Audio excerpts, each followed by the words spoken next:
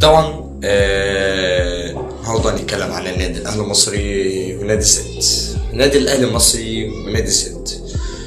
الاهلي خسر خساره 1-0 في مباراة الواجهة في الدوري الممتاز من الدوري المصري. احنا بجد ليه فرقة مش اللي هي كواليتي عالي.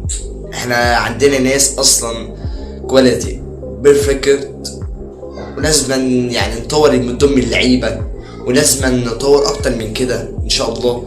وعايزين اوجه بس وجهة كبيرة جدا محمد الشناوي بالذات، عشان نبقى فاهمين المعلومة بالذات.